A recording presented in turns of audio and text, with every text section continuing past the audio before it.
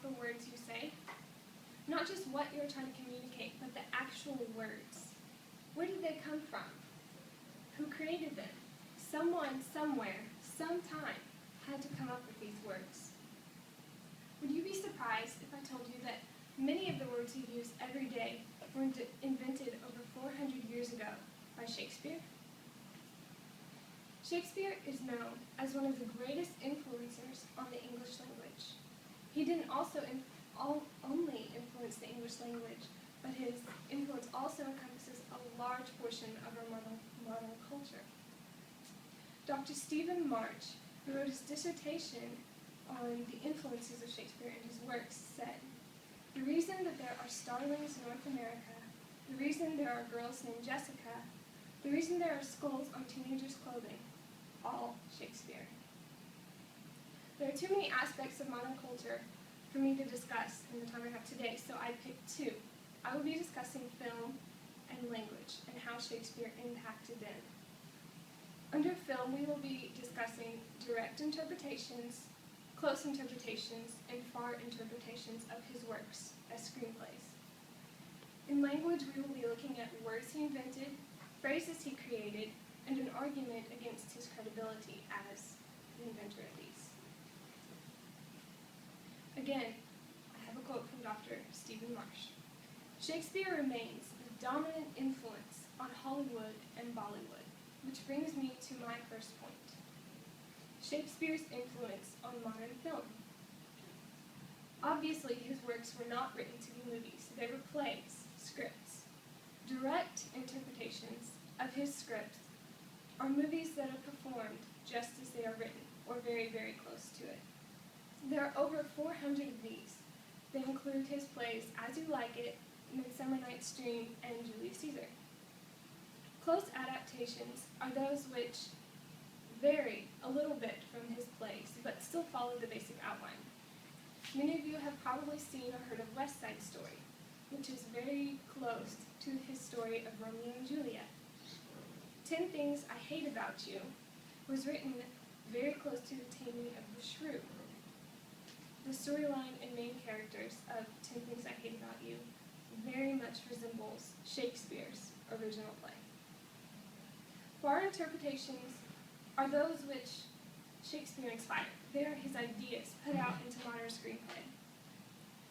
I read an essay written by a British literature student where he, the author, Trey McElveen, compared Hamlet to the Disney animated film The Lion King.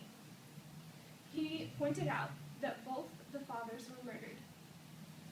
The main characters, Simba and Hamlet, both ran from their responsibility to deal with their grief, then returned later in the story to take on the role that they were meant to have. These are a few examples of Shakespeare in film. Let's look now at the influence of Shakespeare on modern English language. Some words that he created. The Oxford English Dictionary contains almost 2,000 words that are attributed to Shakespeare as their original source. Many of these are used in everyday language. To illustrate this, I'll use a quote from A Midsummer Night's Dream. "To take from thence all error with his might, and make his eyeballs roll with wonted sight." The word he invented in here was not wanted, nor was it error. Actually, it was eyeball.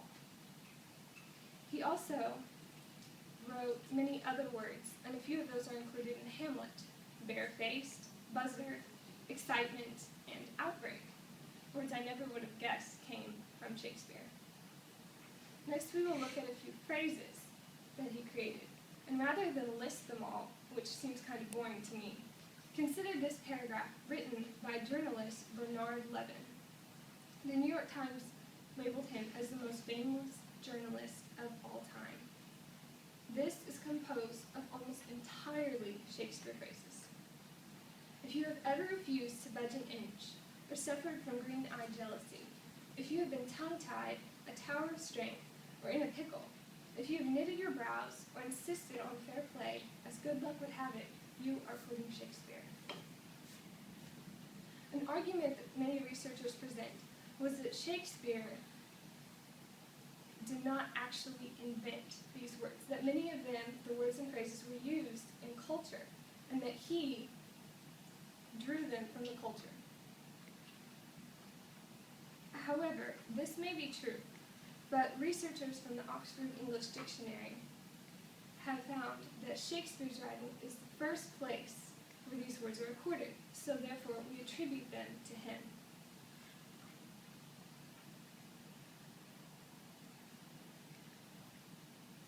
In recap, we looked at several places where film has been influenced by Shakespeare. We looked at direct interpretations, such as screenplays on film, close interpretations, which follow the storyline of Shakespeare's plays, and far interpretations, which use his ideas and his concepts.